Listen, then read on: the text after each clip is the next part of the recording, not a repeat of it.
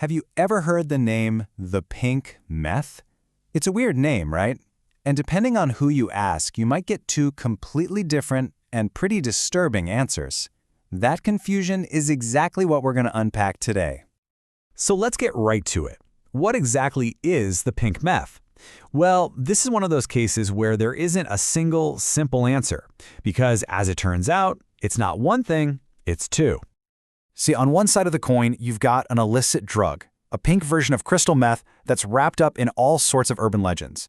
But flip that coin over and you're looking at a totally different beast, a notorious cybercrime platform that was built to extort people. Two incredibly different threats, both sharing the exact same name. Let's start with the drug. All right, so first we'll dive into the substance itself, the actual physical drug that became infamous thanks to a mix of bad chemistry and a whole lot of fear. So at its most basic, pink meth is, well, it's crystal meth that's pink. But here's the absolute kicker. That pink color isn't a sign of quality. It's not some premium version. In fact, it's the complete opposite. It's a warning sign that the drug is contaminated and poorly made. So where's this pink color coming from? Well, there are a few possibilities, and none of them are good. For one, it could just be leftover red dye from something like Sudafed tablets that wasn't cleaned out during the cooking process. Or, and this is pretty wild, it could be a chemical marker called Glotel, which is actually added to farm chemicals to help police track them if they're stolen to make drugs. And sometimes, it's just food coloring, literally, just a cheap branding trick. And this is where things get really dangerous, right? It's this huge gap between the street myths and the hard science. A dealer might tell you it's sweeter or some super potent batch, but the reality? Forensics tells us it's just a dirty, less refined product. And that whole story about it being flavored to hook kids? Totally debunked. It was a classic moral panic. But maybe the most dangerous myth of all is that it's somehow safer, which is a terrifying thought that can easily lead to a fatal overdose. Now that myth about it being flavored for kids, that one got a ton of traction. It even got its own scary-sounding name, the strawberry Quik Meth hoax. This is a classic case study in how misinformation can just explode. So how did this whole thing get so out of hand? It started bubbling up in 2007 with some rumors in the media, but it hit a fever pitch that October, just in time for Halloween, when a viral email started making the rounds warning parents about it. The panic spread like wildfire before the DEA and others could finally step in and say, "Whoa, hold on, this isn't real." So why was it so obviously a hoax to experts? Well, it really just comes down to basic economics. This criminological analysis nails it. The whole idea of targeting kids just doesn't make any business sense for drug dealers. They need a customer base with a steady income stream, and that's not children. The logic of the trade itself completely falls apart. Okay, so we've busted the myth about flavors, but let's be crystal clear. That doesn't make the drug any less dangerous.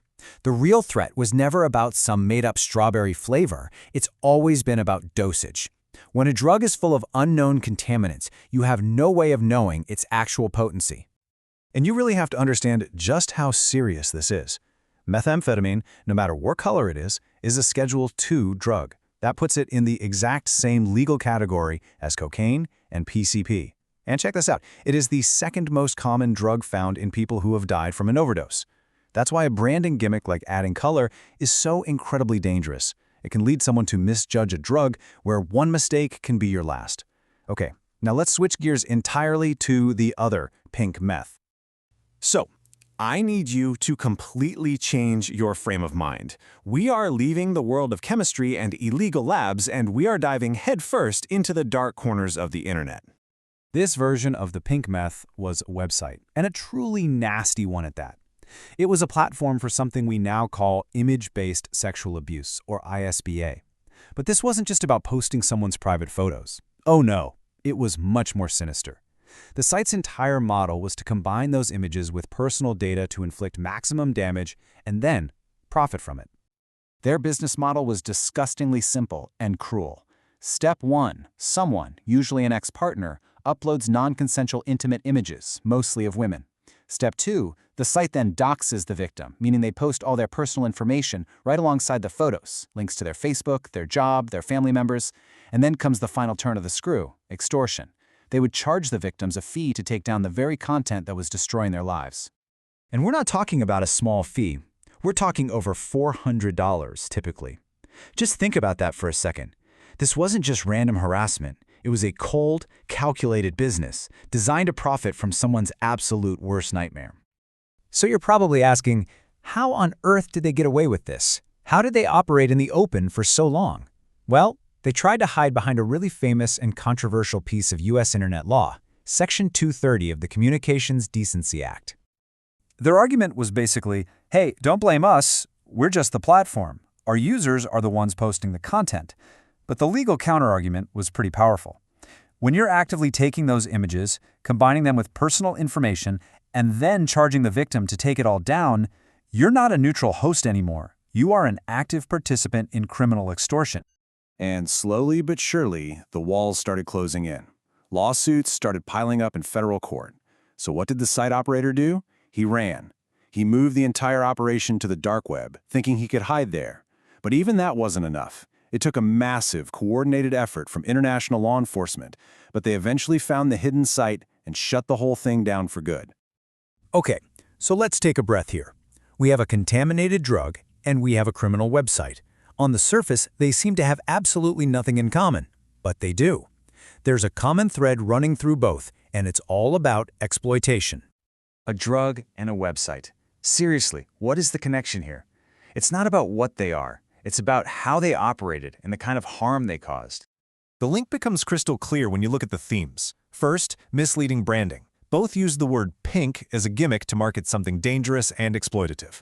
Second, they both preyed on vulnerabilities, a drug user's misperception of potency on one hand and a victim's fundamental right to privacy on the other. And finally, both were supercharged by the internet. The drug myth went viral online, and the website used the internet as its actual weapon.